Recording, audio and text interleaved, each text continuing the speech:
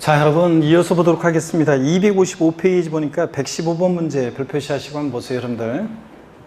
소득세법상 양도소득세 신고 및 납부에 관한 설명으로 틀린 것은 그랬습니다. 보시니까 1번에 우리가 양도소득세는 납세무자가 세금계산에서 이제 신고하고 납부하잖아요. 근데 신고 납부할 때 예정신고 납부라는 게 있고 확정신고 납부라는 게 있다고 그랬습니다. 그렇죠, 여러분들? 그랬을 때 예정신고, 확정신고 납부가 있는데, 자, 양도소득세 예정신고 납부, 확정신고 납부 언제까지 예정신고하고 확정신고 납부하는지 그 신고기한 이런 것들은 우리가 반드시 여러분들이 알고 계셔야 되고요. 우리가 그동안 또 공부해 왔었으니까 요거는 우리가 그래도 문제를 바로 풀면서 여러분들이 한번 보셔야 되는데, 그래도 270페이지 잠깐 한 번만 갔다 올게요. 270페이지 잠깐 한번 갔다 오겠습니다. 270페이지 한번 보시면 그 해설에 여러분들 270페이지 해설에 보니까 양도소득세 예정신고 납부 기한과 확정신고 납부 기한이 나와요. 한번 보겠습니다. 먼저요, 1번의 그 해설 그 표에서 270페이지입니다. 270페이지 134번 문제 하단에 해설을 보시니까 1번의 예정신고 납부 기한, 그래서 단 파생상품 제외했는데 파생상품 같은 것은 예정신고 의무가 없고요. 자, 그래서 제외라고 되어 있는 거고, 토지, 건물, 부동산에 관한 걸 기타라산, 부동산 등에 대해서는 일반적으로 양도세 예정신고 기한은요, 양도일이 속하는 달의 말일부터 몇 개월이요? 2개월 내에 예정신고 납부합니다. 양도일로부터 2개월이 아니라 양도일이 속하는 달의 말일로부터 2개월입니다. 그래서 양도일이 속한 분기의 말일로부터도 아니에요. 달의 말일로부터 몇 개월? 2개월입니다.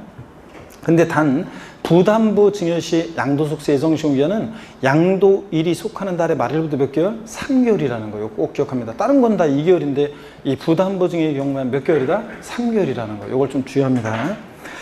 그 다음에 토지거래 허가구역에서 토지거래 계약에 관한 허가를 받기 전에 대금을 청산한 경우 있잖아요. 요거 어떤 거냐면, 자, 한번 보겠습니다. 토지거래 허가구역 내 토지를 양도할 때, 자, 토지거래 허가구역 내 토지를 양도한다. 그러면 허가일 전에요. 토지거래 허가구역 내 거래인데 허가일 전에 대금이 청산이 돼요. 그럼 원래 양도소득세는 대금 청산일, 이 양도일이고, 이 대금 청산일, 양도일이 속하는 다 말일로부터 2개월 내에 양도세 예정신고 납부하는 게 원칙이에요. 근데 허가 전에 대금 청산됐을 때, 예를 들어서 2020년 4월 10일 날 대금이 청산됐고 허가가 만약에 5월 4일 날 허가를 받았어요. 그러면 토지거래 허가구역 내 거래했어요. 그러면 자, 일반적으로 이제 양도일이 속하는 달의 말일부터 2개월 내 이렇게 한다 그러면 사람들이 만약에 4월 12일 날 양도세 예정신고 납부를 했어요. 근데 나중에 허가를 못 받아. 그러면 여러분 민법에서 배우지만 토지거래 허가구역 내 거래는 유동적 무효다 어쩌고 막 이렇게 배우잖아요. 허가 못 받으면 다 꽝돼요. 그래서 양도세 낸 거 돌려줘야 되고 돌려받아야 되고 골치 아파지잖아요. 그러니까 계약이 유효하게 된 허가일이 속하는 달의 말일부터 2개월이네. 그러니까 요 사례 같으면 7월 31일을 예정신고 기한으로 합니다. 아셨죠, 여러분들? 양도일이 속하는 말일로부터 2개월이 아니에요. 이거 주의하시고요. 그럼 법령의 반대속으로 허가 후 대금이 청산됐다. 허가 후 대금이 청산됐다. 그러면 허가 후 대금이 청산되면 요때는 허가받아서 계약은 유효하지만 양도가 없으니까 원칙으로 들어가서 양도일이 속하는 달의 말일로부터 2개월 이내 이렇게 합니다. 어떤 게 나중인지만 보면 되죠, 여러분들? 특히 법령에 돼 있는 거, 시험에서는 이게 주로 나왔는데 허가 전에 대금 청산됐다. 허가일이 속하는 달 말일부터 2개월 이내입니다. 이렇게 해서 그 얘기를 하시고요. 그 다음에 계속 이어서 봅니다. 주식 출자 지분은요, 빈번한 거래가 이루어지니까 몰아서예요. 그래서 양도일이 속하는 반기의 말일로부터 2개월이네요. 상반기, 하반기로 나눠서 반기의 말일로부터 몇 개월이네? 2개월이네요. 분기가 아니에요. 뭐로 한다? 반기요. 그래서 반기 말일로부터 2개월이내 예정신고 납부합니다. 자, 그 다음에 2번 확정신고 기한을 보면 여러분요, 확정신고는 물론 여러분 잠깐 이제 이따가 또 지문에 나오지만 양도세 예정신고 납부는요, 양도 차익이 없거나 양도 차손인 마이너스가 발생했을 때도 예정신고 해야 합니다. 양도 차익이 없거나 양도 차손이 발생할 때는 예정신고하지 아니한다, 할 필요 없다, 생략할 수 있다. 다 틀려요. 반드시 뭐다? 해야 합니다. 자, 그 다음에 확정신고 납부 기한을 봅니다. 먼저 신고 의무자요. 해당 연도에 양도승 있는 거주자인데 해당 연도 과세 표준이 없거나 결손금이 있는 때도 이 규정은 적용합니다. 단 예정 신고를 한 자는 원칙적으로 하지 아니할 수 있고요. 자, 근데 요것도 무슨 얘기냐면 예정 신고 한 자는 확정 신고하지 않을 수 있습니다. 세금 계산이 달라질 게 없는데 뭐하러 또 해요? 근데 다만 이런 경우가 있어요. 이따 이제 문제 나오는데 여러분 한번 얘기해 보세요. 예정 신고한 자는 확정 신고하지 않을 수가 있어요. 근데 다만 이런 경우가 있습니다. 예정 신고한 자는 확정 신고하지 않을 수 있는데 다만 갑이라는 양도자가 있어요. 여기 보세요. 1월 1일부터 12월 31일까지 기간 동안에 자 1월 1일부터 12월 30일까지 기간 동안에 갑이 만약에 보세요. 요때 건물을 양도했어요. 양도 소득이 만약에 4천만 원 발생했고 요것에 대해서 양도일이 속하는 달의 말일부터 2개월 내에 예정 신고를 했어요. 자 그러면 다음 연도 5월 달에 다음 연도 5월 1일부터 5월 31일까지 기간 동안에 이때 기간 동안에 확정 신고를 해야 되느냐? 그러면 확정 신고를 해야 되느냐? 그러면 자 예정 신고 했어요. 세금 계산 달라질 게 없는데 다음 연도 5월 달에 뭐하러 또 확정 신고를 또 해? 예정 신고 한 자는 확정 신고하지 않을 수 있습니다, 여러분들. 그죠, 여러분들? 그렇잖아요. 바쁜데 뭐하러 또 신고를 해요. 근데 다만 이번에는요. 또 이 사람이 토지를 양도했는데 양도소득이 3천만 원 발생했어요. 그랬을 때 양도소득세는 인세니까 1월 1일부터 12월 31일까지 자산을 여러 번 양도해요. 그럼 양도소득을 양도자를 어떻게 한다? 합산해서 과세합니다. 이게 만약에 둘 다 누진세율 대상이면 둘 다 누진세율 대상이면 보세요. 과세 표준 금액이 이만큼일 때 세율 이만큼 정도 되는데 합산해서 과표가 더 커지면 더 높은 세율 좀 받아요. 그랬을 때 더 높은 세율 좀 받을 때 자, 합산해서 두 번째 예정신고할 때는 이걸 합산해서 7천으로 해서 양도소득세를 예정신고를 해야 돼요. 합산해서. 자, 그래서 합산해서 예정신고를 했어요. 그러면 다음 연도 5월 달에 자, 합산해서 예정신고를 또 해야 되느냐? 뭐하러 또 해요? 세금 계산 달라질 게 없는데 예정신고 한 자는 확정신고하지 않을 수 있습니다. 근데 문제는 보세요. 누진세율 대상이라 합산하면 과표 달라지고 세율도 달라져서 세금 계산 달라지는 이런 경우에 두 번째 예정신고할 때 합산해서 예정신고하지 않고 자 요것에 대해서만 그냥 예정신고를 했어요. 그럼 다음 연도 5월 달에 반드시요. 세금 계산 달라지기 때문에 합산해서 세금 계산해서 확정 신고를 해야 하는 경우도 있다 그런 얘기입니다. 원칙은 예정 신고 한 자는 확정 신고하지 않을 수 있어요. 뭐하러 또 세금 계산 달라질 게 없는데 근데 누진세율 중 대상 자산 같은 것을 여러 번 양도하거나 자산을 여러 번 양도할 때 마지막에 합산해서 예정 신고를 해야 되는데 그러지 않았을 때 등에 있어서는 세금 계산이 달라질 때는 반드시 다음 연도에 합산해서 확정 신고를 해야 하는 경우도 있다는 거. 자 이런 거 알아두시면 되고요. 그 다음에 여러분요 기왕에 나온 김에 자 한 번 더 설명드립니다. 이런 거예요 여러분들요. 예정신고하고 확정신고는 어떤 관계냐 제가 이런 것도 했었는데 예정신고하고 확정신고는 어떤 관계냐 그러면 자 제가 이런 얘기 기본 이론 강의나 핵심 요약 강의할 때 이런 거 했었는데 중년의 남녀 수강생이 짝이 돼서 앉아있을 때 제가 기습적으로 둘이 어떤 관계에 딱 물어보니까 깜짝 놀라서 아무 관계 아니라고 펄쩍 뛴 얘기 해드렸잖아요. 자, 예정신고, 확정신고는 어떤 관계냐? 어떤 관계로 하세요? 남남이에요. 예정신고, 확정신고는 남남이에요. 예정신고를 만약에 보세요. 예정신고를 불성실했습니다. 양도일이 속한다. 말일로부터 2개월 내에 예정신고를 불성실했어요. 근데 그 다음 연도에 확정신고를 이행했어요. 그랬을 때 예정신고 불성실에 대한 가산세는 적용하지 아니한다. OX예요. OX예요. 네? 남남이니까 예정신고를 불성실해요. 다음 연도에 확정신고를 하든 안 하든 상관없이 예정신고 불성실하면 가산세가 적용됩니다. 다만 이런 게 있어요. 예정신고를 이행하지 않았는데 다음 연도에 확정신고를 이행하게 되면 예정신고 불성실에 대한 이 무신고, 과소신고 가산세, 무신고나 요 과소신고 가산세, 요거 몇 프로요? 요거 50%. 자, 무신고 과소신고 가산세 50%를 어떻게 한다고 그랬습니까? 요거 요 무신고나 과소신고 가산세 50%를 경감해 준다고 그랬습니다. 그러니까 여러분들이 부동산을 팔았어요. 그러면 반드시 양도일이 속하는 달에 말일부터 2개월 내에 양도세 예정신고를 앞으로 해야 돼요. 만약에 혹시라도 안 했다 그러면 다음 연도 5월 달에 확정신고라도 해야지만 그래도 50%를 깎아주니까 그나마 세금을 줄일 수 있다고 그랬습니다. 그렇죠, 여러분들? 요거 그런 얘기 드렸습니다. 그러면 계속 이어서 보겠습니다. 자, 보시니까 그 4번 문제 통해서 우리가 봤고요. 근데 잠깐만요. 근데 그 맨 마지막에 그 해설을 계속 봅니다. 신고기한, 확정신고기한은 언제까지 해야 되느냐? 금방 말씀드렸는데 해당 연도의 다음 연도, 이게 포인트예요. 다음 연도 언제? 5월 1일부터 5월 30일까지 확정신고 납부합니다. 확정신고기한은 다음 연도 5월 1일부터 5월 31일까지예요. 다음 연도 6월 1일부터 6월 30일까지로 바꿔서 나오기도 했고 그랬었는데, 자 이렇게 해서 요 정도 보는데 잠깐만요. 또 확정신고 납부도요. 양도소득 과세표준금액이었거나 결손금액이 있는 때도 확정신고해야 합니다. 자, 아까 양도 차익이었거나 양도 차손인 때 예정신고해야 한다고 그랬죠? 양도소득 과세표준금액이었거나 결손금이 있는 때도 확정신고를 하여야 합니다. 하지 아니한다, 할 필요 없다, 생략할 수 있다는 다 틀려요, 여러분들. 자, 이것도 여러분들 알아두시고 넘어갑니다. 다시 앞으로 가셔서 여러분 255페이지로 가겠습니다. 255페이지요. 자, 115번 문제 봅니다. 255페이지 115번 문제 별 표시하셨으면 한번 보겠습니다. 소득세법상 양도세 신고납부에 관한 설명 틀린 거에서 1번 질문 봅니다. 고유자가 부동산을 유상양도하고 양도소 과세표준 예정신고하지 않는 경우에는 무신고가산세가 부과된다 그랬는데, 여러분 양도세 요거요 예정신고하지 않았는데 당연히 그러면 무신고가산세 부과되겠죠? 2번이요. 부동산 거래 신고되는 법률 규정에 따른 토지거래 계약 허가구역 안에 있는 토지를 양도할 때 토지거래 계약 허가를 받기 전에 대금을 청산했어요. 그러면 어떤 게 나중이에요? 허가 전에 대금이 청산됐으니까 어떤 게 나중이에요? 허가일이 나중이죠? 자, 그러면 그 허가일이 속하는 달에 말을 몇 개월이요? 2개월 내에 예정신고해야 한다고 그랬습니다. 그랬잖아요, 아까.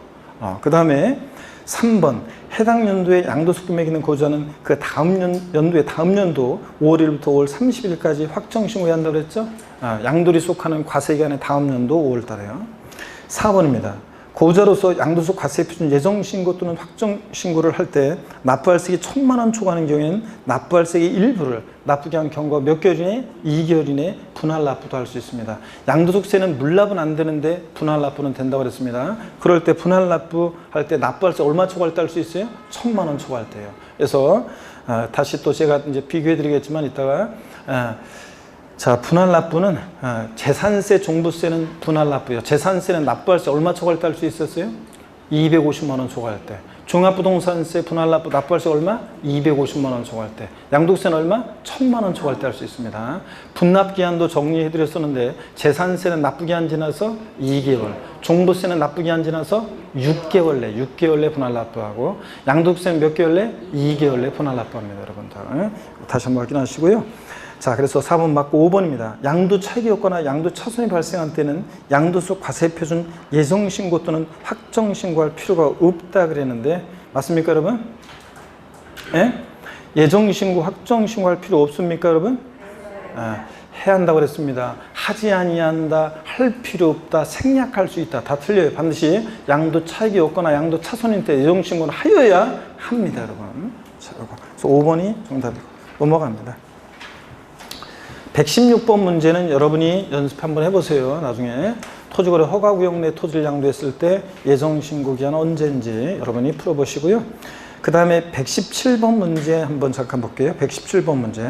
소득세법상 양도세에 관한 설명으로 틀린 거 그랬는데 1번이요. 농지 대토로 발생한 소득이요. 또 8년 이상 자격 농지 양도는 양도세 비과세 대상이 다른데요. 제가 이거 주의하라고 그랬습니다. 우리가 양도소득 비과세 소득을 우리 다음에 또 할 때 제가 강조를 드릴 건데 8년 이상 제촌 자격농지 양도소득이라든가 또 일정한 농지 대토소득은 감면소득이에요. 조세특례제한법상 감면소득이지 비과세 소득이 아닙니다. 우리가 비과세와 감면의 차이점은 제가 기초과정부터 말씀드렸는데 비과세는 아예 과세에서 제외합니다. 세금 계산조차 하지 않고 또 비과세하게 해달라고 신청할 필요 없이 그냥 과세에서 제외해요. 근데 감면은 세금 계산을 한 다음에 깎아주거나 면제해요. 또 감면 규정으로 되어 있는 것은 반드시 감면 신청서를 우리가 제출해야지 감면해 주는 거지 알아서 감면해 주는 게 아니에요. 자, 그래서 비과세 소득과 감면 소득은 구별이 됩니다. 그럴 때 일정 농지 대토로 인한 소득과 8년 제촌 자격농지 양도소득은 어떻게 한다? 감면 소득입니다. 비과세 소득 틀렸습니다. 나머지는 종합 문제라 여러분이 쭉 한번 읽어보시면 되고요. 그 다음에 257페이지 그 해설에 보니까 농지 대토시 양도세 100% 감면 이렇게 돼 있는데, 이 농지 대토리난 소득에 대한 그 감면 요건인데요. 요거를 여러분들이 달달 외우고 그럴 필요는 없어요.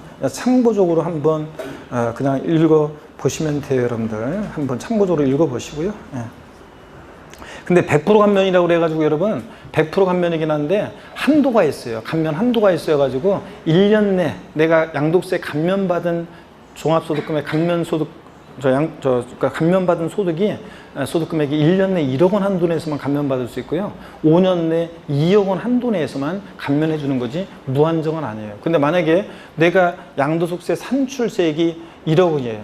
그리고 그 전에 감면받은 적이 없어요. 그러면 1년 동안 내가 얼마를 감면받을 수 있다고요? 1억 원 전액 다 감면받아요. 다만 만약에 내가 양도소득세 산출세액이 1억 2천이에요. 그러면 1년 내 얼마만? 1억 원 한도 내에서만 감면받고 나머지 2천만 원에 대해서는 양도세가 과세가 됩니다. 여러분들 양도세 내야 돼요. 2천만 원은. 그런 얘기입니다. 하여튼 자세한 것은 모르셔도 되고 참고적으로 보시고요. 118페이지 별표시하고 보겠습니다. 기출문제인데요. 소득세법상 고조의 양도소득 과세 표준의 신고 및 납부에 관한 설명으로 옳은 것은 그랬습니다. 1번에 2020년 3월 21일에 주택을 양도하고 잔금을 청산한 경우에 2020년 6월 30일에 예정신고할 수 있다. 그래요, 여러분들? 양도일이 3월 20일이니까 본인 생일날 다 양도한 것으로 해서 한번 해보라고 그랬잖아요. 예정신고기한. 양도일이 3월 21일이면 양도일이 속한 달의 말일로부터 2개월이니까 언제예요? 5월 31일이에요. 5월 31일이죠. 그래서 1번 틀렸고요. 2번입니다. 확정시효 납부시 납부할세액이 1,600만 원인 경우에 600만 원을 분할 납부할 수 있다 되어 있는데 여러분 요거 맞죠 여러분들? 자 여러분 한번 봅니다. 양도소득세 우리가 분할 납부에 대해서 한번 제가 정리를 한번 해 드리겠습니다. 여러분 이쪽 봅니다.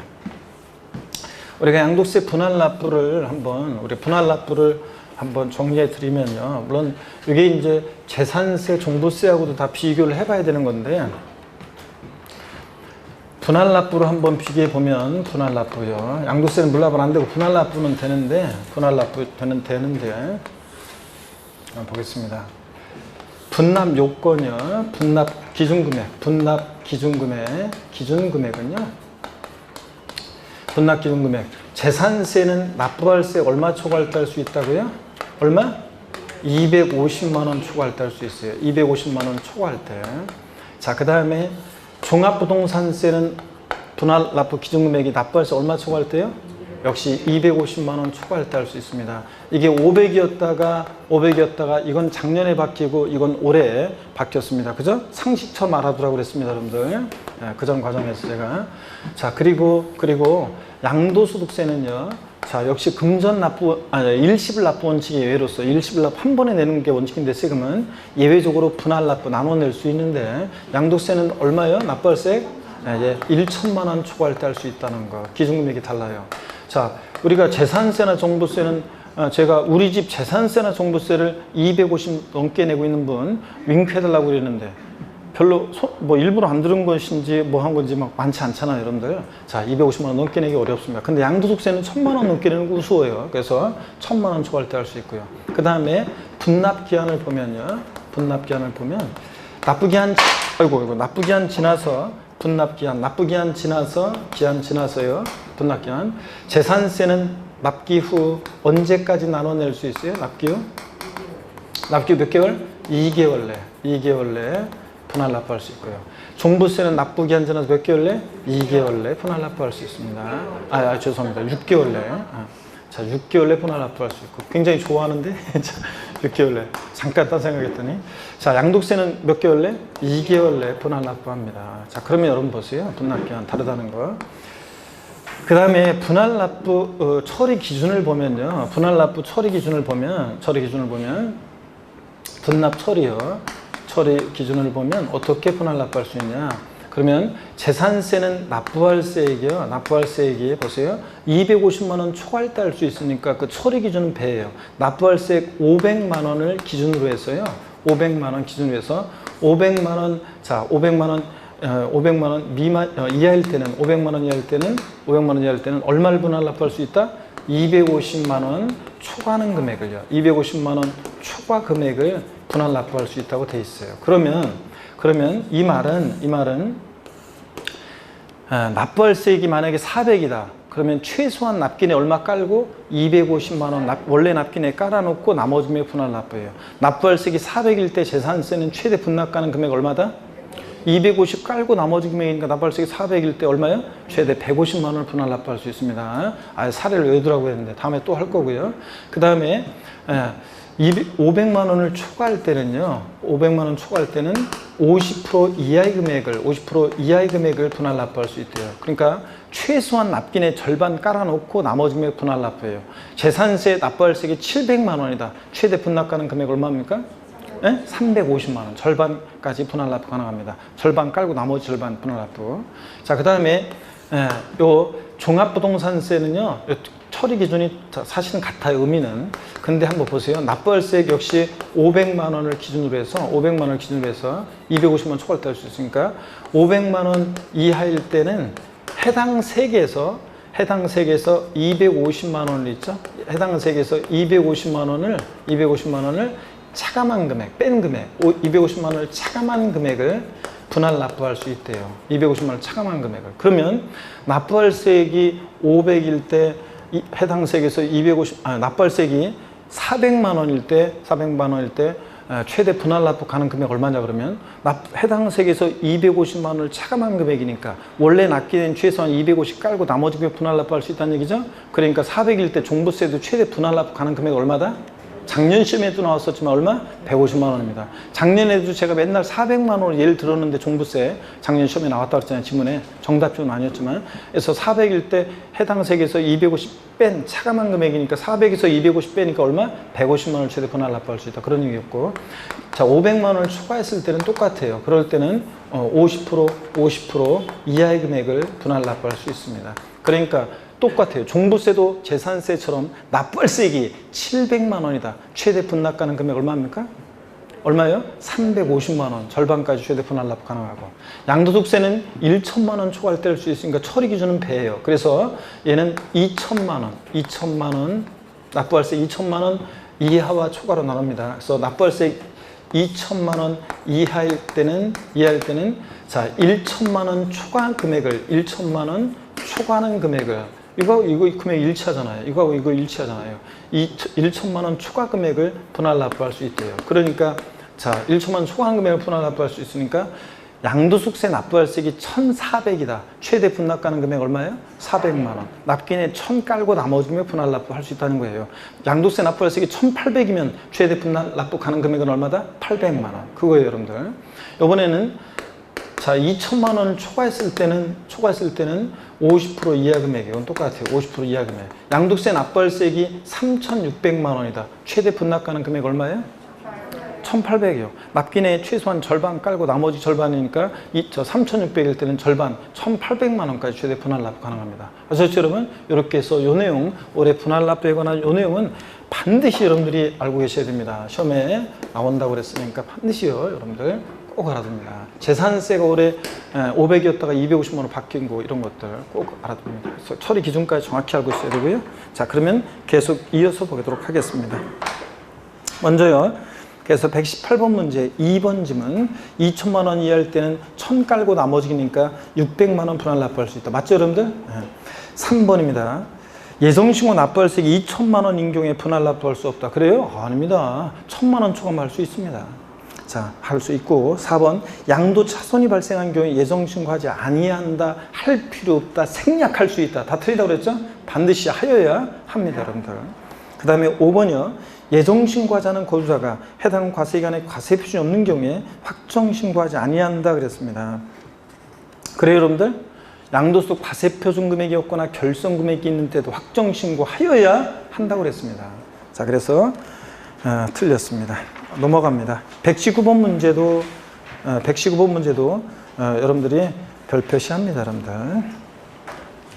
이거 29회 시험 때 기출문제인데 한번 보세요. 29회 시험 때 기출문제인데요.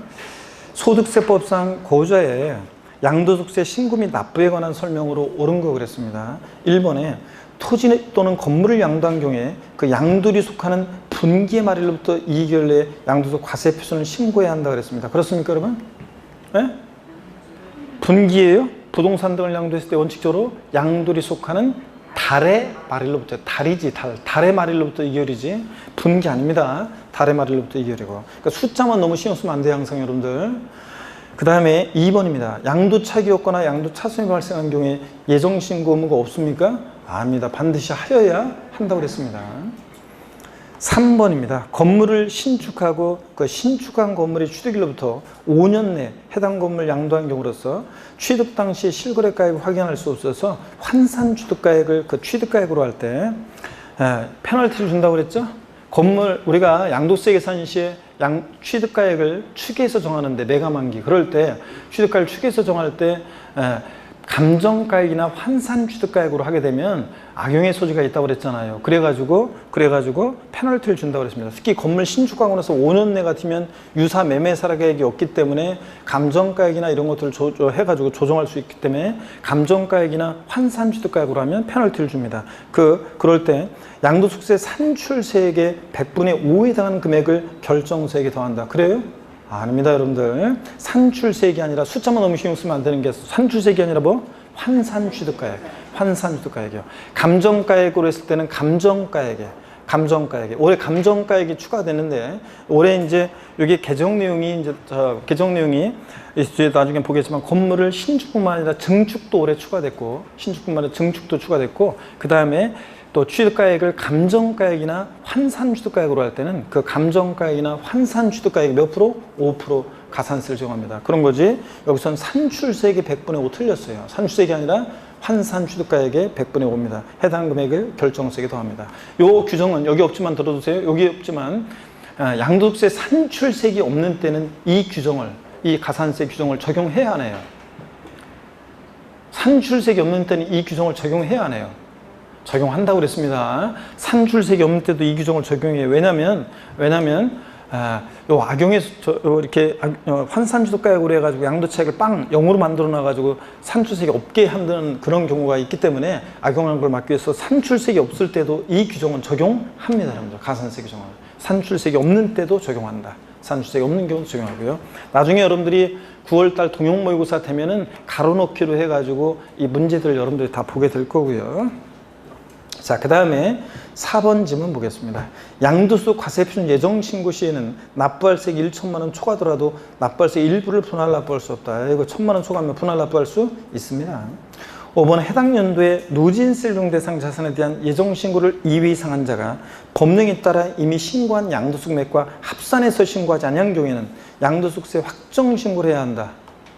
그렇죠, 여러분들? 아까 제가 설명드렸죠? 예정신고한 자는 확정신고하지 않을 수 있어요. 다만 누진세율용 대상 자산을 2회 이상 여러 번 양도할 때 마지막에 합산해서 예정신고를 하지 않고 요거만 예정신고를 했어요. 그럴 때는 반드시 그 다음 연도에 합산해서 세금 계산해서 확정신고를 해야 하는 경우도 있다고 그랬습니다, 여러분들. 그랬죠? 자, 그래서 5번이 맞습니다. 이것도 제가 평상시에 맨날 요 예로서 맨날 설명드렸던 건데 시험에 나왔던 거고요. 5번 정답입니다. 자, 그래서 119번 문제가 쉬운 듯 하면서도 사실은 3번 지문, 숫자만 너무 신경 쓰는 사람들은 1번하고 3번에 또 속아 넘어갈 수도 있었던 지문이었습니다. 이게 그런 문제였고요. 120번 문제도 기출문제인데 120번 문제는 여러분이 한번 풀어보시고요. 이건 여러분이 한번 풀어보시고요. 121번 문제도 종합문제인데요. 121번 문제 종합문제인데 자, 요거는 한번 풀어보겠습니다. 종합문제인데 설명을 옳은 거였는데 복습 겸해가지고 1번이요. 도시개발법이나 그 밖의 법률에 따른 환지 처분으로 지번이 변경되거나 보류주로 충당된 경우 양도로 봅니까? 정책적 목적으로 환지 처분으로 지번 변경되거나 보류주로 충당되는 경우에 양도에 해당하지 않는다고 그랬습니다, 여러분. 그래서 틀렸고 2번 파산 선고에 의한 처분으로 발생한 소득은요. 양도세를 비과세합니다. 채무 변제불능 상태에 빠져요. 그래서 법원에서 파산 선고를 내려요. 그럼 파산 선고를 받은 채무자의 남아있는 재산이 파산재단에 속하게 됐을 때 누구한테 양도세 내라고 할 거예요? 그래서 파산 선고에 의한 처분으로 발생한 소득은 뭐한다? 비과세합니다, 이거. 또 비과세 편에서 다음 주에 또 나오고요. 3번 고유의 양도소득 과세표준은 종합소득 과세표준과 합산하여 계산한다. 분류과세한다고 그랬죠. 양도소득은 분류과세하니까 종합소득, 퇴직소득과 따로 어떻게 합니까? 구분해서 분류해서 과세하지 양도소득만 따로 합산하여 땡입니다. 이자 배당 사업 근로연금 기타 소득과 합산해서 계산해요? 아닙니다. 따로 양도소득만 어떻게 한다? 구분해서 계산합니다. 4번입니다. 고유자가 부정한 방법으로 확정 신고를 하지 않았어요? 그 신고하지 않은 해당 소득의 소득 금액이 양도소득 금액 차지하는 비율을 산출세 곱하여 계산한 금액의 100분의 40에 대한 금액을 산출세에 가산한다. 여러분, 부정한 방법으로 확정 신고하지 않으면 몇 프로 가산세 적용됩니까? 40%요. 맞잖아요. 그래서 이거 맞습니다. 5번입니다. 양도소득세 대상자 인 부동산을 양도한 경우에 그 양도소득 과세 표준 예정신고기간은 양도일로부터 2개월이에요. 양도일이 속하는 달의 말일로부터 2개월입니다. 잘 보셔야 돼요. 숫자만 신경 쓰지 마시고, 그죠? 예. 그래서 양도일이 속하는 달의 말일로부터 2개월이고. 그래서 4번이 정답입니다. 그 다음에 122번 문제 한번 보겠습니다. 122번 문제요. 소득세법상 2주택을 보유한 1세대가 1세대 2주택이네요. 주택을 양도하는 경우에 관한 설명으로 틀린 거였습니다. 단 당해 해당 2주택은 등기된 주택으로서 조정 대상 지역에 있고요. 비과세 특례가 적용되지 않는 것으로 가정한다. 조정 대상 지역 내 1세대 2주택이래요, 여러분들. 자, 그러면 보겠습니다. 1번 질문. 2주택을 연도를 달리해서 양도하고 다른 양도 재산이 없다면 각각에 대해서 연 250만 원의 기본공제를 받을 수 적용한다. 안 돼요?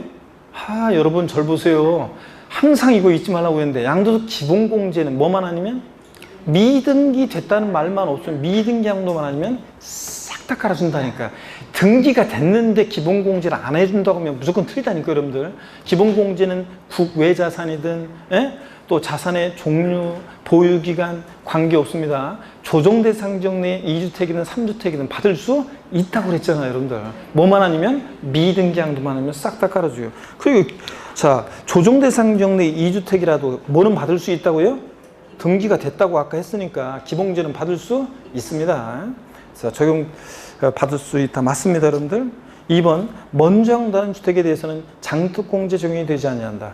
자, 조정대상 지역 내 1세대 유태 이상 다주택자는 장특공제 받을 수 있다 없다? 없다고 그랬습니다. 물론 한시 규정에 의해서 작년 부동산 안정화 대책에 의해서 조정대상 지역 내에서 10년 이상 보유한 주택인데 조정대상 지역 내에서 10년 이상 보유한 주택인데 근데 10년 이상 보유한 주택을 만약에 2019년 12월 17일부터 2020년 6월 30일까지 양도한 경우에는 장특공제 받을 수 있고 그 다음에 중과세율도 적용되지 않는다는 한시 규정이 있습니다. 그렇기 때문에 사실 올해 시험에서 이렇게 그냥 나와버리면 요거는 또 문제가 됩니다. 언제 양도했느냐에 따라 달라지기 때문에. 그래서 만약에 이거를 출제한다 그러면 출제자가 출제한다 그러면 요 질문을 출제하고 싶으면 반드시 문제를 어떻게 내냐면 조정상 지역 내 다주택 장특공제 배제한다를 출제하고 싶으면 아마 이렇게 할 거예요. 양도 시점을 2020년 7월 1일 이후에 뭐 양도하는 거다 이런 식으로 저 지문이 나올 거예요. 단서가 붙을 거예요. 어떻든 간에 그 한시 규정을 제외하고서는 원칙적으로 조정대상 지역 내 다주택은 장특공제 받을 수 있다 없다? 없다는 거 맞고요. 3번, 나중에 양도하는 주택은 1세대 1주택 비과세권을 충족하면 양도세가 비과세된다 그랬는데, 자, 먼저 주택이 2개 있었는데 하나를 팔았어요. 그 다음에 하나 남은 거는 나중에 양도하는 건 1세대 1주택이니까 자, 보유기한 요건, 거주기한 요건 등을 갖추면 비과세 받을 수도 있습니다, 여러분. 그래서 비과세 요건을 충족하면 비과세 된다. 맞잖아요. 4번, 조정대상 지역에 소재하는 1세대 1주택인 경우 먼저 양도하는 주택은 기본세율이 적용된다 그랬는데, 자, 기본세율이 적용된다 그랬는데 이 기본세율이 적용된다는 게 조금 애매한 표현이네요. 자, 애매한 표현이긴 한데 우리가 비삼용 토지는 보세요. 비삼용 토지는 기본세율 6에서 42% 여기다가 몇 프로 할증해요? 10%를 할증한 세율입니다. 그래서 비삼용 토지의 기본세율은 16%부터 52%까지입니다. 초과 누진세율이에요. 자, 이렇게 적용됩니다. 무슨 소리가 나네요? 네, 그래서 이렇게 해서 이런 의미로 해서 틀렸다고 한 것 같은데요. 어떻든 간에 비삼용 토지 기본세율은 이렇게 원래 기본세율에다가 양도세 기본세율에다가 10% 할증한 세율이 적용된다는 거. 그런 취지로 알고 4번은 틀렸다고 보시고요. 그 다음에 5번 보겠습니다. 먼저 양도한 주택의 양도소 금액을 계산함에 있어서 취득 당시 실거래가액을 확인할 수 없어서 양도가액을 추계 결정하는 경우에 매, 감, 환, 기 순으로 순차로 정한다. 그렇죠? 취득가액이 확인되지 않으면 취득가액은 어떻게 추계 결정 경정한다? 매, 감, 환, 기요. 그래서 맞고요. 그래서 122번 문제 별 표시하시고 자 알아두시고요. 그 다음에 123번 문제는 뭐 부담부 증여인데 123번 문제는 3번 지문 한번 볼게요. 일단 3번 지문. 증여자인 매형의 채무를 수증자가 인수하는 부담부 증여의 경우 그 채무액의 채무액 증여액 중 채무액 이외 부분은 그 자산이 유상으로 사실상 이전되는 것을 본다. 그래요? 부담부 증여에서 채무 인수액, 수증자가 인수하는 채무 인수액 상당액이 증여자 입장에서 보면 수증자가 대신 갚아주니까 채무를 면하는 대가를 받았다고 봐서 양도에 당하는 거죠. 그런 거지. 채무 인수액 이외 자산은 공짜로 받은 거잖아요. 그렇기 때문에 양도에 당하지 않습니다. 이건 수증자에게 증여세 부과될 수 있습니다. 자, 그래서 증여에 해당합니다. 3번 틀렸고요. 4번은 아예 삭제입니다. 이 4번은 요거는 요 규정은 삭제가 됐어요. 그래서 요 규정은 삭제가 된 거기 때문에 4번 지문은 아예 삭제합니다.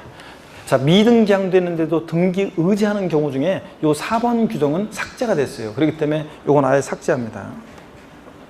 그 다음에 5번 지문 봅니다. 2020년에 양도한 토지에서 발생한 양도 차손은 5년 이내 양도한 토지 양도소 금액에서 이율에서 공제받을 수 없다 그랬는데 여러분 아까 얘기했어요.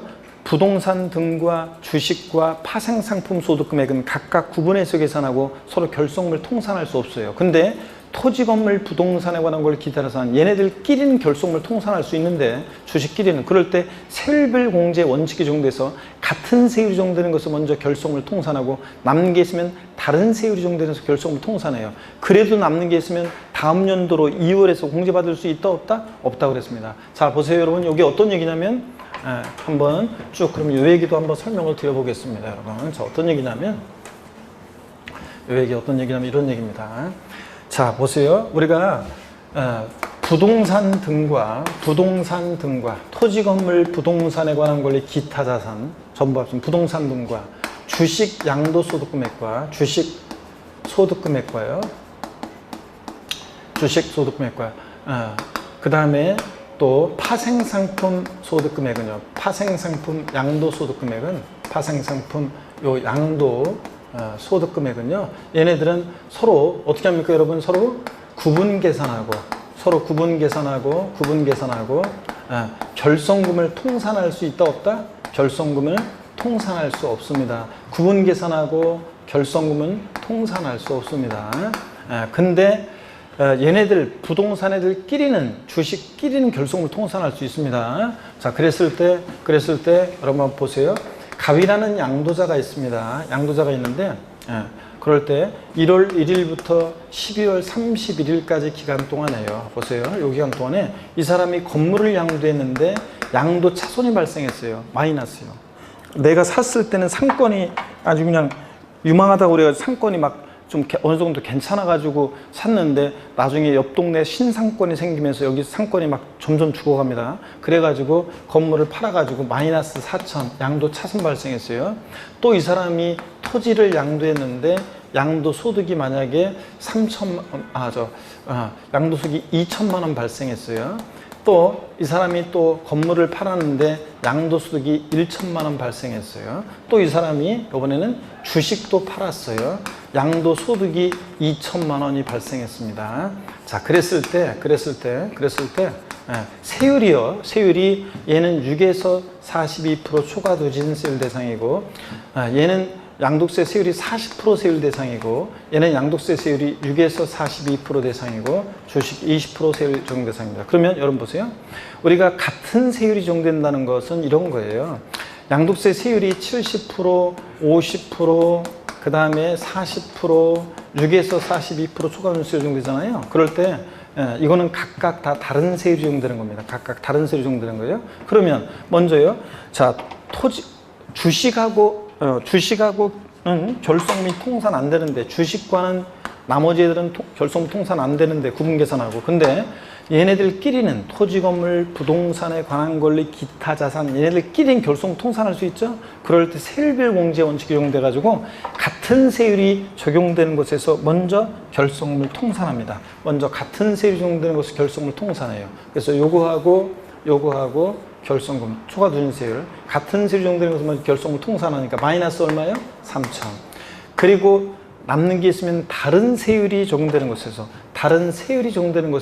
결속물 통산합니다. 자, 이거하고 결속물 통산하니까 마이너스 얼마예요? 1,000이요. 그러면 세율별 공제에서 공제되지 못한 결속물은요. 뭐 주식과는 당연히 결속물 통산 안 돼요. 주식과 나머지 애들은. 주식은 2천만 원 돼서 소득세가 부과되고요. 자, 양도세가 부과되고 이 세율별 공제에서 공제되지 못한 이 결손금은요. 자, 종합소득금액이나 퇴직소득금액에서 발생한 결손금과 통산할 수 있다 없다? 없습니다. 다음 연도로 2월에서 공제받을 수 있다 없다? 없습니다. 그냥 소멸입니다. 이해되십니까 여러분? 이런 거예요. 구분계산, 부동산 등과 주식과 파생상품 구분계산을 결손 통산할 수 없는데 얘네들끼리 결손금을 통산할 때 어떻게 하는지 소개해 드렸습니다. 여러분들. 자, 그러면 자, 123번 문제 5번 지문이요. 자, 2020년도 양도한 토지에서 발생한 양도 차손은 5년 이내 토지 양도소득금액 2월에서 공제받을 수 있어요? 없어요? 없습니다. 소멸입니다. 자, 넘어갑니다. 124번 문제를 보겠습니다. 124번 문제를 보니까요. 124번 문제.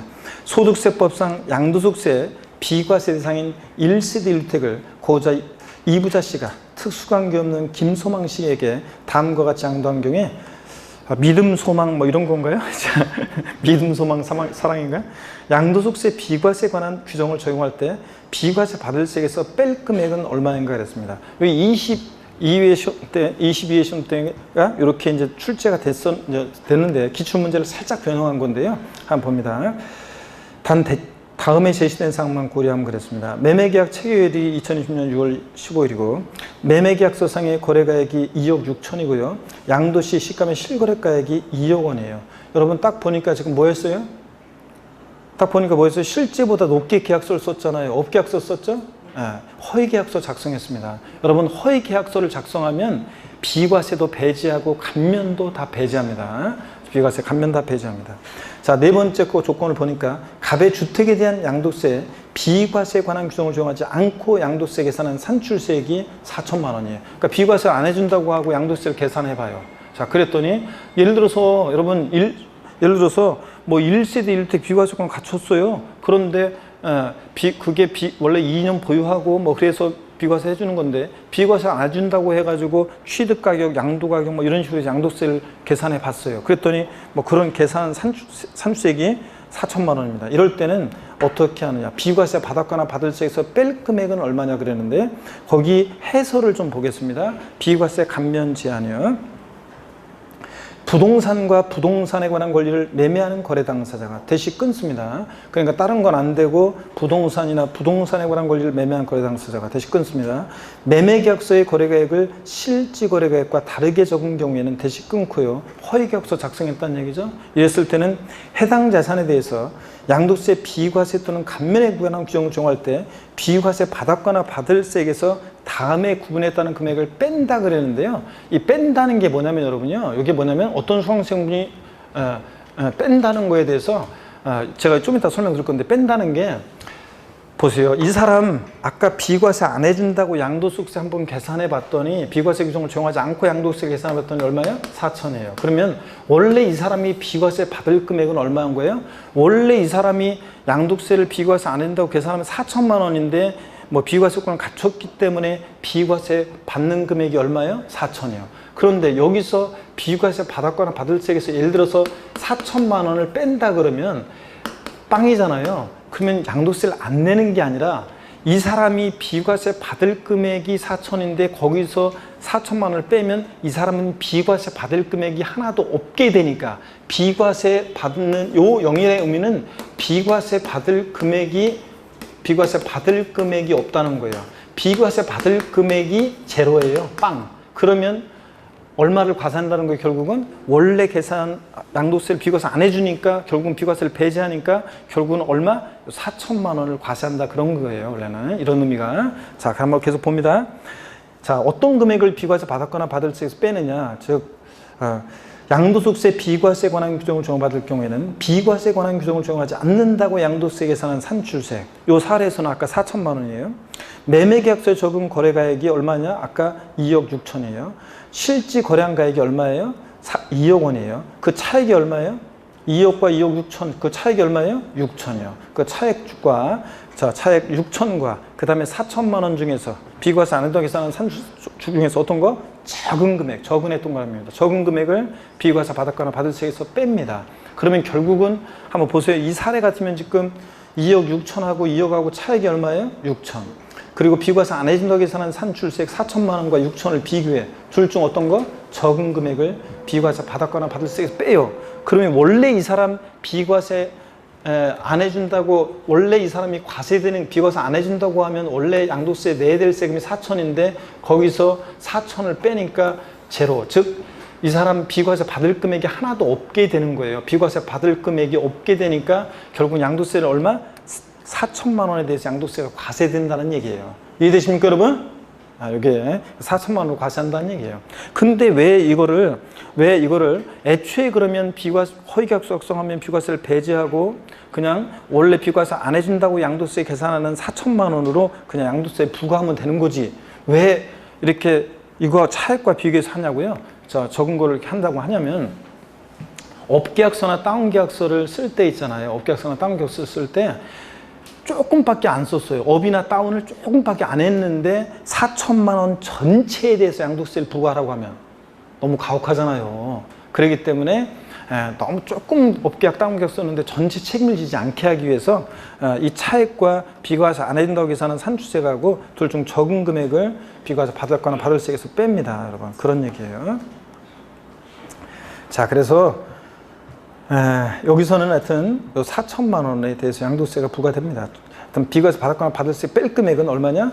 적은 금액 둘 중. 그래서 여러분 허위계약서 작성 나왔을 때 이런 식으로 사례 문제가 나왔는데 또 비슷하게 나올 수 있지만 하여튼 잘 보세요. 시험 문제에서 하여튼 비과세 감면 허위계약서 작성 나오면 업계약서나 다운계약서 나오면 하여튼 요거만 기억해요. 자, 비과세 감면 다 배제한다는 거. 또 어떤 거? 적은 금액을 뺀다도 한다, 뺀다. 요거만 기억하면 됩니다, 여러분들. 자, 그래서 감면도 똑같은 거예요. 만약에 아까 8년 제촌 자격농지 양도세 100% 감면합니다. 1억 원 한돈에서. 그럴 때 감면 받을 세액이 1억인데 거기서 이제 감면 안 해준다고 양도세 계산한 산출세액과 그 차액하고 비교해가지고 적은 금액을 이제 감면해 줍니다. 자, 뭐 이런 거 감면 적은 금액을 뺀다는 것은 결국은 여기서 이제 나온 그 세액을 이제 여기서 선택된 그 금액에 대해서 양도세가 부과된다 그런 얘기입니다. 이렇게 이해하시면 되겠습니다, 여러분들. 아셨죠, 여러분? 우리가 업계약서나 다운계약서는 실무적으로 보면 사람들이 이 사람이 양도세가 8년 제촌 자격농지가도 양도세를 감면받아요. 또 이 사람이 만약에 1세 때 비과세예요. 양도하는 사람이. 그러면 사는 사람 입장에서는 어차피 당신 비과세 양도세 안 내니까, 아니면 감면받으니까, 아니면 안 내니까 나 이거 취득가격을 좀 높여달라 뭐 이런 거 흔히 많이 관행적으로 해왔어요. 제 옛날에는. 그래서 저 업계약서를 써요. 그래서 사는 사람 입장에서는 취득가격을 높여놓으니까 취득세는 좀 더 내겠지만 나중에 팔 때 양도 차익을 줄일 수 있잖아요. 그래가지고 이제 업계약서 또는 다운계약서 이런 거를 저 취득세를 줄이기 위해서 다운계약서를 쓴다거나 아니면 또 이제 양도 차익을 줄이기 위해서 업계약서를 쓰거나 이렇게 했어요. 이 사람은 어차피 비과세 감면이니까. 근데 걸렸다 그러면 이 사람 비과세 감면, 걸렸다 그러면 과태료 제재도 받고 그 다음에 이 사람 양도세 다시 이렇게 추징합니다. 이렇게. 자, 비과세 감면 배제하고. 자, 이렇게 해서 문제 봤습니다. 허위계약서 작성했다. 다시요. 뭘 기억한다고요? 비과세 감면 배제하고. 둘 다 배제하고. 또 적은 금액을 뺀다도 한다, 뺀다. 요것만 알면 됩니다. 그 다음에 125번 문제 보겠습니다. 그래서 제가 124번 문제는 그런 얘기 해드렸잖아요. 한번 제가 얘기 해드렸는데 기출문제 하면서 어떤 수강생이 요 문제, 요거 우리 기출문제 하면서 했어요. 제가 어떤 수강생이 22회 시험 때 합격자 모임에 와가지고 계산 사례 문제 나와서 포기하고 지나가려고 했는데 요 문제 딱 보니까 얼핏 보니까 허위계약서 작성이 딱 떠오르면서 그냥 제 음성이 들렸다고 그랬잖아요. 적은 금액. 그래가지고 2억 6천, 2억 원, 4천만 원. 제일 적은 거 어떤 거예요? 4천. 그래서 보기 보니까 있어가지고 딱 찍어가지고 맞췄다고 나한테 자랑했는데 저 적은 금액 하면서 음성 들려가지고 맞췄다고 자랑했는데 원래는 매매계약서 적은 거래계획과 실거래가의 차액 얼마? 6천하고 비교해서 4천 둘 중 적은 건데 그 사업광생 그냥 무조건 적은 거 4천 이렇게 해가지고 답을 골랐다고 그랬잖아요. 어떻든 간에 모르고 가도 답만 고르면 되죠? 자, 그 다음에 263페이지 125번 문제 보겠습니다. 소득세법상 주거용 건축물이 주거 외 용도에 겸용되는 경우로서 각 세목에 따른 설명으로 틀린 거 그랬습니다. 우리 양도세에서 겸용주택 어떻게 판정하냐면요. 취득세나 재산세 그 해설을 먼저 보세요.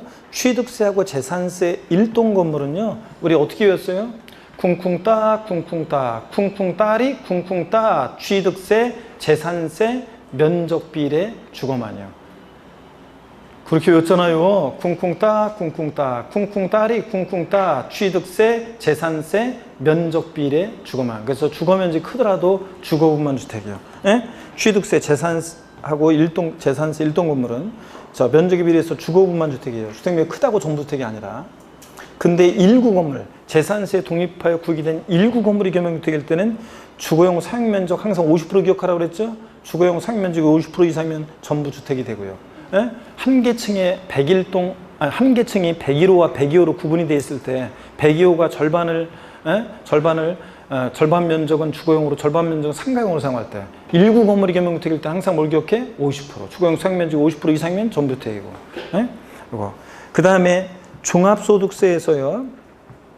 부동산 임대업에서 겸용주택은 우리가 하나의 매매 단위로 양도하는 것은 양도세와 동일하다고 그랬어요. 그래서 양도세에서는 겸용주택 어떻게 했어요? 주택 면적이 주택 이해물보다 크면 전부주택이고 작거나 같으면 주거부만 주택이고. 그래서 어떻게 했냐면 부등호 주택이 클 때만 전부주택 이렇게 외웠습니다. 자, 그래서 요거 알고 있어야 되는데 그래서 이렇게 했었고요. 거기 125번 문제 그래서요. 1번 지문 보니까 양도소득세의 경우는 주택 면적이 주택 외 면적보다 클 때는 어떻게 한다? 전부주택입니다. 부등호 주택이 클 때만 전부주택, 크면 전부주택. 그 다음에 2번 보시니까요. 취득세의 경우에 주택 면적이 주거 외 용도의 면적보다 클 때는 해당 건물 주택 부분만 주택으로 간주한다. 자, 취득세, 재산세, 면적비례, 주거만, 주거 부분만 주택입니다. 주택 면적이 클 때도 주거부만 주택. 전부주택이 아닙니다. 자, 그 다음에 종합부동산세에서 일동의 건물이 겸용주택일 때 주택 면적이 주택 이외의 면적보다 클 때는 전부주택으로 본다는데 종부세는 재산세 납세의무자가 종부세 납세의무자잖아요. 재산세 대상이 종부세잖아요. 그렇기 때문에 판정 기준이 재산세하고 똑같아요. 종부세도. 그래서 일동 건물이 겸용주택이다 그러면 면적비례 주거만이에요. 주거부만 주택으로 봅니다. 자, 그래서 전부주택 그러니까 틀린 거예요. 요번 여러분 시간이 조금 애매해가지고 오늘 그 기출문제 마지막 좀 풀어드리려고 했잖아요, 제가. 그렇기 때문에 조금 제가 오늘 진도를 많이 안 나가려고 해요. 다음 주에 좀 많이 나가고. 그래서 오늘 많이 안 나가려고 하는데 어떻든 간에 요거 잠깐 한번 보겠습니다. 겸용주택, 그래서 요즘 시간을 좀 주려고 그랬더니 겸용주택 보세요. 취득세하고 겸용주택 주거와 주거 이외 용도에 겸용되는 겸용주택이요. 이걸 주택으로 보느냐, 상가로 보느냐에 따라서 세금이 확 달라진다고 그랬죠. 그럴 때 취득세하고 재산세에서 일동 건물은 취득세하고 재산세 일동 건물 한 개동 전체가 1층 상가, 2층, 3층은 주거 이런 식으로 건물 한 개동 전체가 겸용주택일 때는 면적에 비례해서 주거 면적과 주거 이해 면적에 비례해서 주거 부분만 주택입니다. 주거 부분만 주택이고. 근데 전부주택, 주택면이 크다고 전부주택이 아니에요. 근데 재산세에서 다만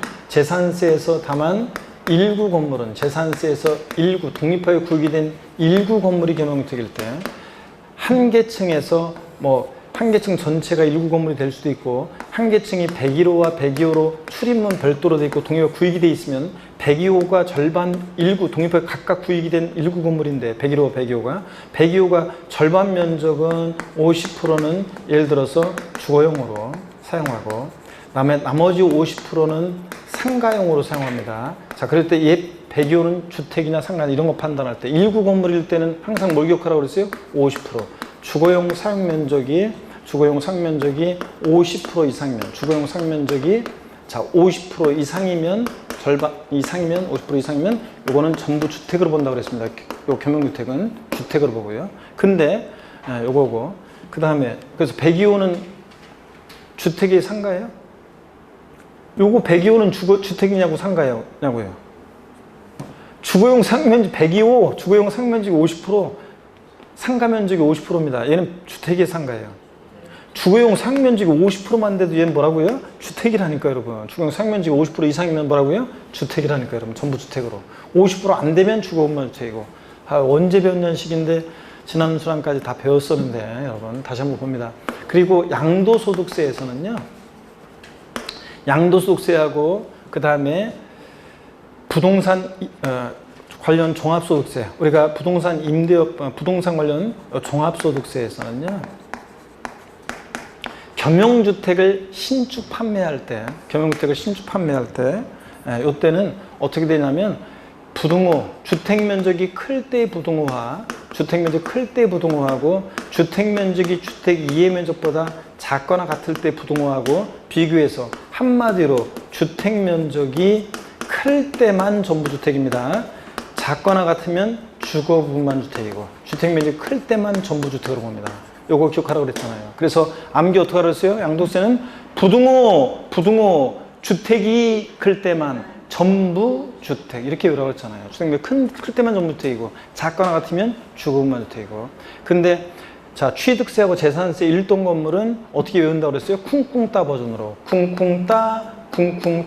쿵쿵따리 쿵쿵따 취득세 재산세 면적비례 주거만 옛날에는 쿵쿵따 이렇게 했었는데 옛날에는 그러다가 이건 너무 좀 심합니다 그래가지고 따라서 도저히 못하겠어요 창피해서 다른 거 없나요 교수님? 그래가지고 바꿔가지고 한 2년 정도는 준비 쿵쿵따 이거 이렇게 한 다음에 쿵쿵따 쿵쿵 이런 식으로 하다가 지금은 내가 창피해서 이런 거 안 하고 이제 지금은 리듬만 시작 쿵쿵따리 쿵쿵따 취득세 재산세 면적비례 주거만이고 취득세하고 재산세 일동 건물은 주거만 주택이고 1구 건물은 주거용 상면적 50% 이상이면 전부주택이고 양도세하고 종합소득세 부동산 임대업에서 요거 겸용주택을 신축 판매할 때 요거 주택으로 보면 주택 신축 판매니까 건설업, 상가로 보면 상가 신축 판매니까 부동산 매매업입니다. 그래서 건설업으로 가세야 할지 매매업으로 가세야 할지 그거 판단할 때 겸용주택을 신축 판매할 때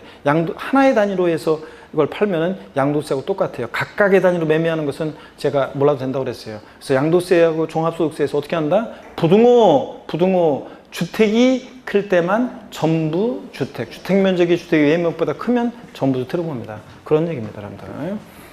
자, 그래서 여러분 이걸 다시 한번 나중에 적어놓고 다시 한번 외우시고 여러분들 그 다음에 넘어갑니다. 나머지는 지금 반복돼서 세율이라든가 이렇게 반복돼서 쭉 나와요, 문제들. 여러분들이 다 이런 것들을 한번 쭉 보시고요. 쭉 넘어갑니다. 어디로 가시냐면 쭉 여러분들이 반복해서 나오니까 여러분이 한번 풀어보시거나 읽어보시고 어디로 가시냐면요. 132번 문제 살짝 한번 볼까요, 그러면? 뭐 별건 아니지만 132번 문제. 132번 문제로 갑니다. 자, 보시니까 다음과 같이 자산을 양도한 경우 양도소득세와 관련해서 양도 및 취득 시기와 예정신고 납부기한으로 옳은 것은 그랬습니다. 계약일이 2020년 8월 1일이고 계약상 잔금일이 2020년 9월 30일. 양도세는 계약서는 상관없어요. 사실상 잔금일이 2020년 10월 20일, 등기 접수일이 10월 15일이에요. 그러면 양도 및 취득 시기는 어느 때로 합니까? 양도세는 원칙 언제예요? 대금 청산일이에요. 근데 대금 청산일 전에 등기했는지 꼭 이런 거 나오면 확인해 봐야죠. 등기 접수일이 언제예요? 10월 10일. 더 빠르니까 언제입니까? 대금 청산 전에 등기했으면 언제예요? 등기 접수일. 그래서 10월 15일이 양도 및 취득시입니다. 그럼 예정신고기한은 양도일이 속하는 달의 말일로부터 2개월이니까 양도일이 10월 15일이 되니까 이때부터 2개월이니까 언제입니까? 12월 31일까지 예정신고해야 합니다. 그래서 4번이 정답이 돼요. 아시겠습니까, 여러분? 이런 거 상처럼 알고 있어야 되고. 그 다음에 133번 문제. 133번 문제 한번 보겠습니다. 소득세법상 양도세 부가징수 및 가산세에 관한 설명으로 틀린 것은 그랬습니다. 보시니까 1번에 예정신고 또는 확정신고 기한 내 납세자가 부정한 방법에 의해 신고하지 않은 경우에 세법에 따른 산출세액의 부정무신고 가산세 몇 프로입니까? 40%예요. 2번 납세지 관할 세무장 또는 지방국세청장은 등기부에 기재된 거래가액을 실질거래가로 추정해서 과수인가세액을 결정할 수 있다는데 무슨 얘기냐면 확정신고할 자가 신고를 안 해요.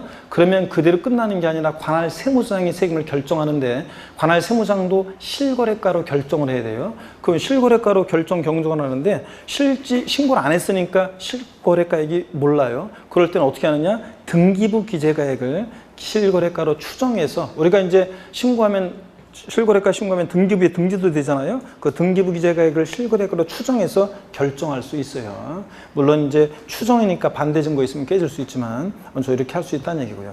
그 다음에 3번입니다. 양도세는 신고에서 납세무가 확정되지만 신고 납부하지 않으면 예외적으로 관할 세무장의 결정에 의해서 확정될 수도 있죠. 신고 납부하는 셈이니까 납세무자 신고로 확정되지만 신고 안 하면. 4번입니다. 납부세액이 1,200만 원인 경우 납부기한 내 1,000만 원 납부하고 나머지 200만 원 납부기한 경과를 2개월 내 분할 납부할 수 있다. 2,000만 원 이하일 때는 양도세는 1,000 깔고 납기네. 나머지 금액 분할 납부니까 맞죠? 네. 5번입니다. 납부세액이 2,400만 원인 경우 납부기한 내 1,000만 원 납부하고 나머지 1,400만 원을 납부기한 경우 2개월 납부할 수 있다. 2,000만 원 초과했을 때는 50% 이하 금액 분할 납부니까 절반 납기네 깔고 나머지죠? 그러니까 1,200만 원, 2,400일 때 1,200만 원 납기내 깔고 나머지 금액 1,200만 원 분할 납부입니다. 그 사람들 절반씩. 그래서 5번 틀렸습니다. 넘어갑니다. 134번 문제는 여러분이 풀어보시고요. 예정신고, 확정신고 기한 아까 다 설명드리고 여러분이 풀어보시고 135번 문제 별표시합니다. 135번 문제 별표시 하시고요. 135번 문제 별표시입니다. 자, 보면 소득세법상 양도자가 예정신고 기한까지 양도소 과세표준과 세액을 신고하지 않은 경우 관할 세무장이 해당 고재 양도소 과세금과 세액을 결정하는 경우에 관한 설명으로 틀린 거랬습니다. 한번 보세요. 좀 깊은 내용인데 1번 납세지 관할 세무장은 지방국세청장은 실거래가액을 확인한 때에는 그 확인된 양도가액과 취득가액으로 과세금과 세액을 결정한다. 자, 납세무자가 신고 안 해서 관할 세무장이 경정할 때도 원칙으로 뭐로 한다고요? 실거래가로요. 실거래가액이 확인되면 실거래가로 합니다. 2번 근데 실거래가액이 확인이 안 될 때는요. 납세지 관할 세무장은 등기법 규정에 따라 등기부에 기재된 거래가액을 실지거래가액으로 추정해서 결정할 수 있다고 아까 봤었죠 금방? 네.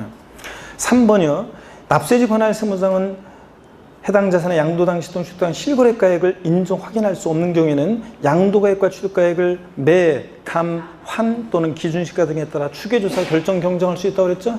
실질거래 확인 안 되면 인정 안 되고 확인 안 되면 4번이요. 예정신고기한 내 신고하지 않은 경우에 과소신고가산세는 양도소 산출세 100분의 20을 적용해요. 우리가 신고불성실가산세 양도세는 40, 20, 10% 적용되잖아요. 부정무신고, 부정과소신고 40, 그냥무신고 20, 과소신고 10%예요. 다만 그리고 신고불성실가산세 이거 40, 20, 10%를 깔아놓고 하루하루 지날 때마다 납부지연가산세 종전까지는 납부불성실가산세였는데 올해부터는 납부지연가산세 1일 얼마씩? 0.025%씩 적용된다고 그랬습니다. 자, 그래서 이건 10%입니다. 4번은 정확히 얘기하면 산출세액의 10%도 아니고요. 산출세액도 틀렸어요. 산출세액의 10%도 아니고 정확히 얘기하면 과소신고, 정확히 하면 산출세액이 아니라 과소신고분 세액의 10%입니다. 과소신고가산세는 정확히 얘기하면 과소신고분 세액이 몇 프로? 10%입니다. 과소신고분 세액 정확히 얘기하면 과소신고 납부세액이라고 해야 되는데 과소신고 납부세액이에요. 과소신고 납부세액이 죄송합니다. 과소신고 납부세액의 10%로 이렇게 고쳐놓습니다. 과소신고 납부세액의 10%입니다. 그러니까 산출세액 틀렸어요. 산출세액이 아닙니다. 산출세액이 아니에요. 산출세액이 아니라 감면세액이 있으면 감면세액을 뺀 그 납부세액으로 해야 되기 때문에 과소신고 납부세액이 몇 프로? 10% 이렇게 고쳐놓습니다. 자, 그래서 산출세액도 틀렸고 100분의 20도 틀렸습니다. 과소신고 납부세액의 10%입니다. 그 다음에 5번 지문 보겠습니다. 5번 지문이 올해 개정된 내용인데요. 한번 봅니다. 건물을 신축 또는 증축하여, 증축이 올해 추가됐어요. 취득한 후 5년 내 이 신축 또는 증축한 건물을 양도할 때는 페널티를 주는데, 해당 건물의 감정가액 또는 환산 취득가액을 취득가액으로 하게 되면 페널티를 줍니다. 해당 건물 감정가액 또는 환산 취득가액 몇 프로? 5%를 결정세에 더하고. 그 다음에 산출세액이 없는 때도 이 규정은 적용한다 안 한다? 적용한다고 그랬습니다. 여러분, 이런 것들 넘어갑니다. 137번 문제 별표시합니다. 137번 문제 별표시 하시고요. 국유재산에 대한 양도소득세입니다. 국유재산에 대한 양도세.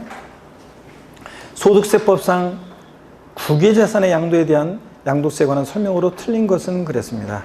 자, 국유재산 양도세인데요. 그러고 보니까 시간이 좀, 그래서 제가 국내산 양도하고 국유재산 양도하고 비교해가지고 쭉 설명을 한번 드려야 되는데, 그래서 오늘 조금 요까지만 하고요.